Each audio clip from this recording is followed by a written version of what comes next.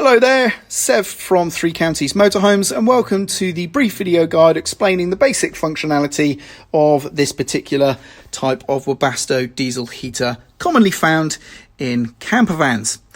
Now, diesel heater is basically going to take diesel from the main vehicle's tank and power a small burner that also has a 12-volt fan that will be powered by your leisure battery to blow that warm air into the vehicle. That's how it works. But there's typically modes to operate the whole system or just the fan element on its own. Now, this unit has a rotary encoder as well as a on-off or power button at the top. Press anything to get it to spring to life, and it will look something like this. Now, on the main menu, we turn the rotary encoder to switch between settings, where we can change some settings, of course, which I'll get you to refer to your manual for each of these functions. That's not going to be covered in this video. Didn't mean to press that. We then have options for ventilation, heating, and then timers. So timers is where we can go to set timers and things like that for the heating system, which is great. Today's video, though, we're really just going to focus on how to use the heating and ventilation modes themselves. So the ventilation mode is just going to use the fan without the diesel burner. So we select that with the rotary encoder and then we push the button in. We can then choose the power level of the fan. So I'm going to choose level 3. Press the button in, and then I can choose how long I want the fan to operate, max being forever, or we can actually set a timer for that if we want to.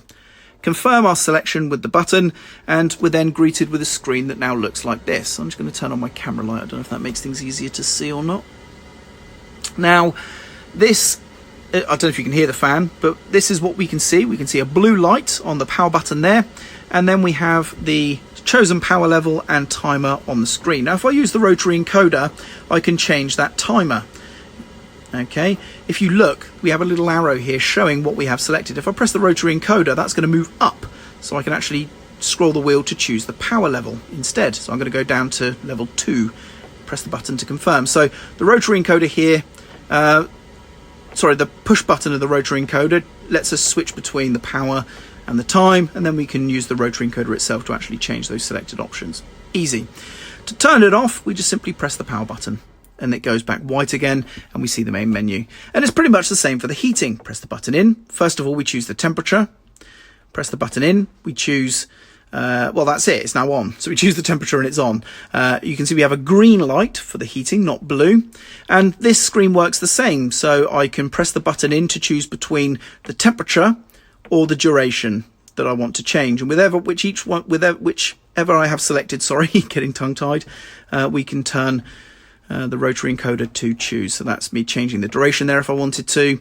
And then if I press the rotary encoder, I can change the temperature if I want to there. Easy as that. And when we want to turn it off, just press the power button and it turns off. Now, what happens if we press the power button directly from the main menu? Well, it simply turns on the heater straight away, and we can then just configure it on the fly in the same way you've just seen a moment ago. And that's it. Now, of course, for any more advanced usage, such as the timers and configuring any other settings, please refer to your manual. But hopefully this has shown you how to use your diesel heater for the simple ventilation mode or for the heating. Now, just to clarify, for the ventilation mode, it's just going to blow in ambient air, but that can be quite nice on a hot, still day.